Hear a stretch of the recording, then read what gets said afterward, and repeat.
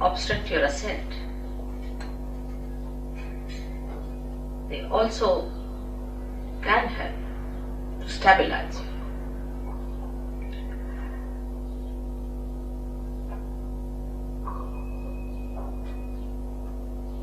The conditioning comes to you from the matter with which we are dealing every day.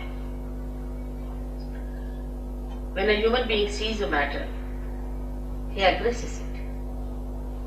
And he wants to use that matter for his own purpose. He changes the forms of the matter for his own purpose. He starts getting used to matter as comfort or as a help or a guide in life. The more you start depending on matter, the more your spontaneity is finished, because you are dealing with the dead.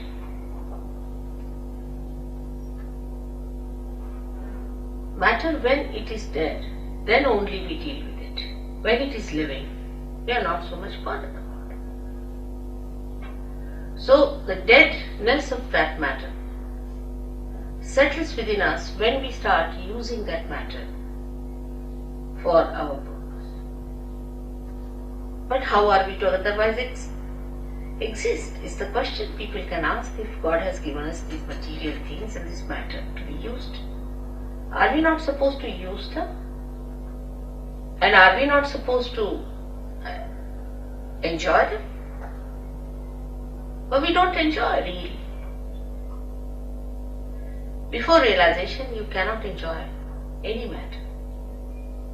You can only form a habit and may become a slave of that matter before realization. It's a fundamental principle of economics that wants in general are never satiable. Means today you want to buy something like a carpet, alright, bought it. So now that carpet becomes a headache because it's your possession, you have to look after it. You have to insure it, you have to worry about it that it doesn't get spoiled, first of all. And secondly, you really get into another mood of buying something else. Now you have bought the carpet, finished. Then you have to have something else, then you have to have something else, then you have to have something else. So it does not satiate you. It does not give you the joy. Matter can never give you joy. It's the spirit that gives you joy. And when the ascent takes place, then you become the spirit. Then matter takes another value system within ourselves. The value system of matter is very different. As I am sure Jason must have told you, that when you get your realization, then you start feeling the cool breeze in the hand. In relationship to matter, it's very helpful to be realized so. Because immediately you know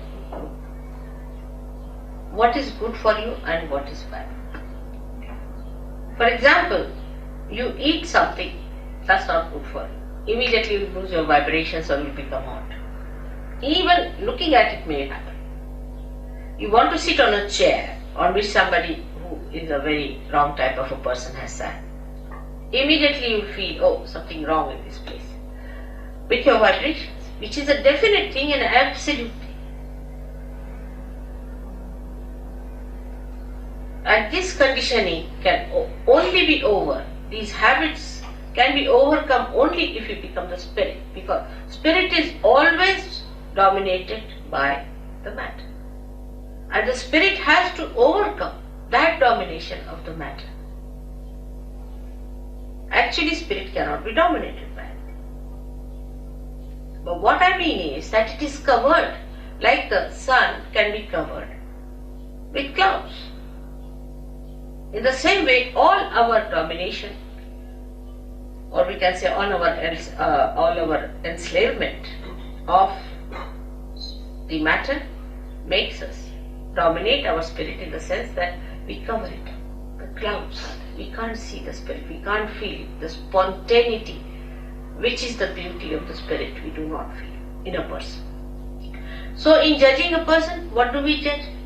How that person looks, what dress he's wearing, how he walks, what are his formal ways, does he know how to say thank you, sorry or not, you see.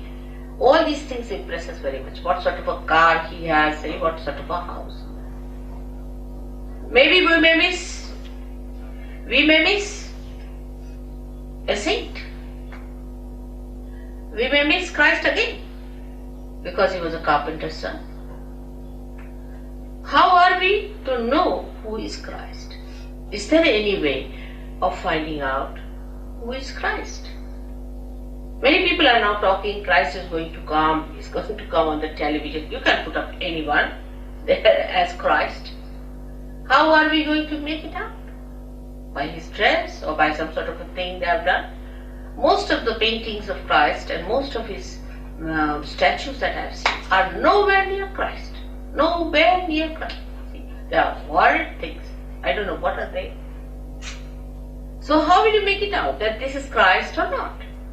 Or this is some sort of a hocus pocus fellow or some sort of a person who has come just deliberately to delude us from reality. There is no way out to find out what is the truth, because we are so much used to material forms that we have. For example, our idea of art also is in the same way, molded. We like this kind of art. If you ask why? Because, this is this kind of a thing, harmony, or maybe this is more proportioned and all that. But how do you know? Because you've read certain books, or maybe that you have understood from somebody else that this is art, this is beautiful. You brand something as beautiful, but is it really? If it is beauty, it should be spirit, because spirit is beauty and beauty is spirit. So is it beauty? How do you make out that this art is beautiful or not? For example, according to all normal ideas of womanhood, I don't think Mona Lisa is a beautiful woman. The way these days you see mosquito-like women are regarded as beautiful. So how they call Mona Lisa so beautiful?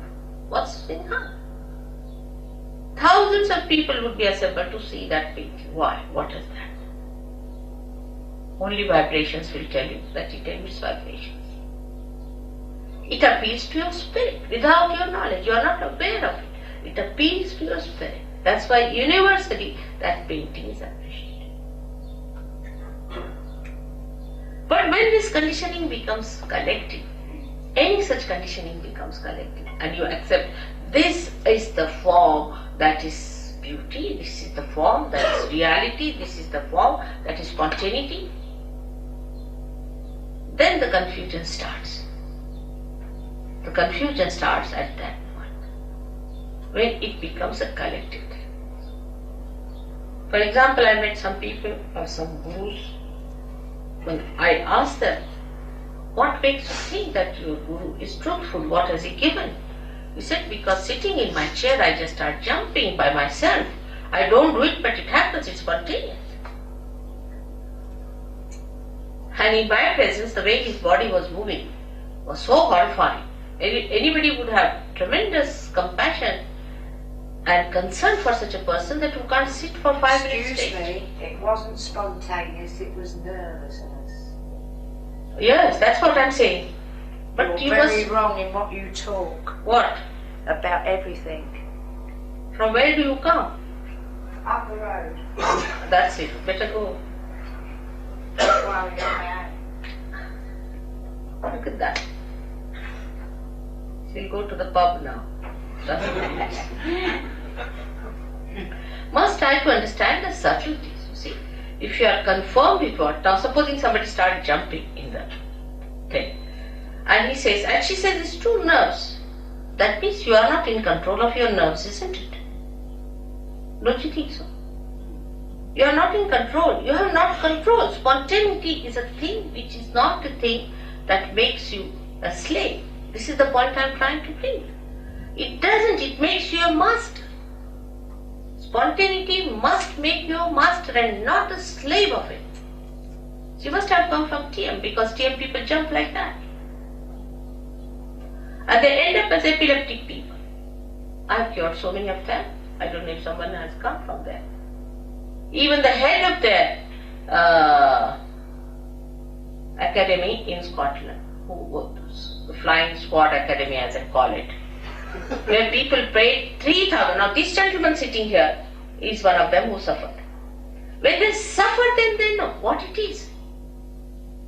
The other day we saw somebody with epilepsy of such frequency, the poor child, he was hardly 26 years of age, young man, supposed to enjoy his life, was going into such trauma you can't imagine. And if this is happening to somebody going to a guru, you paid for it, how can it be anywhere near spirit? This is what I am trying to tell you. That spirit gives you spontaneity in which you are the master. You are the master of yourself. Complete master. No enslavement of any kind. No habits formation coming. All habits stop. You become so spontaneous that I don't have to tell you. You just drop out all habits. And you become a master of yourself. That should happen to you. Instead of that, if you indulge into things which enslave you, you may like it for a while because you can't help it. But if you really sit down, you will know that it's not the thing that you wanted. You wanted to be the master of yourself.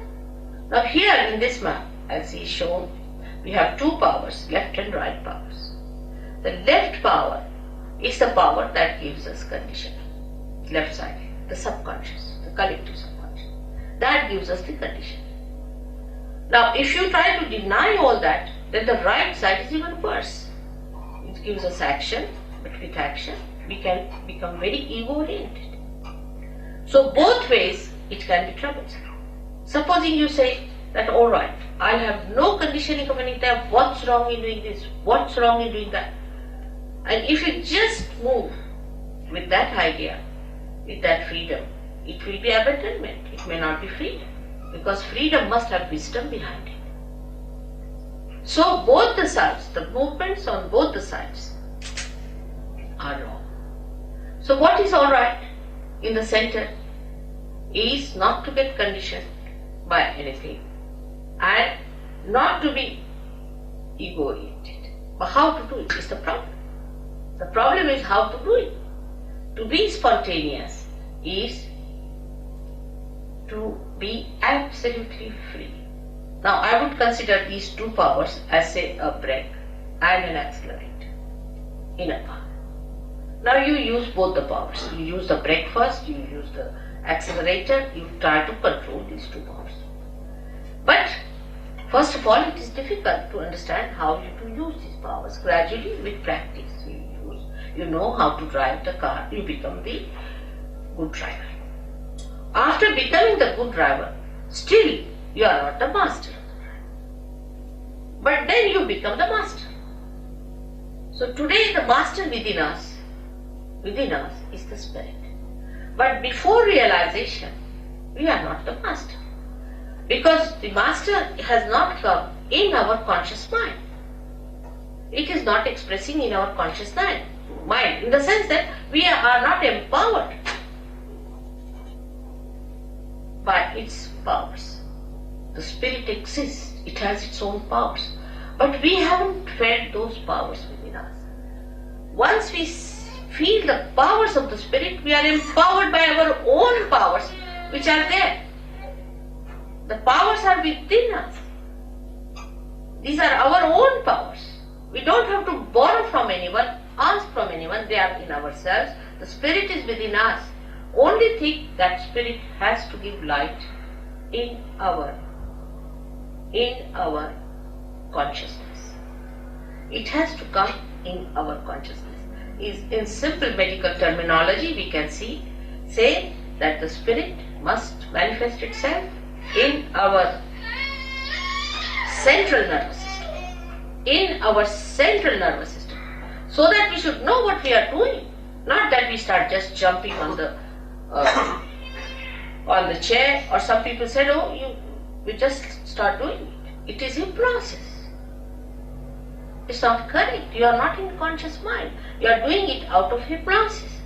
Hypnosis may be coming from outside force. It's not your force, your awareness, your understanding, your power. It is somebody else's, because you are not doing it. As matter has a power to overpower us, in the same way, there are some material things, I should say, which are very dangerous, which are placed. For example, now cancer. Take cancer. Cancer overpowers. It's a very serious thing. Cancer overpowers you. You cannot overpower cancer. Take a very concrete example. Now, how is it caused? Doctors say this way, that way. Surge Yoga can cure cancer, definitely 100%. It can cure. It has cured. Many Surge Yogis have cured cancer. How? It's very simple.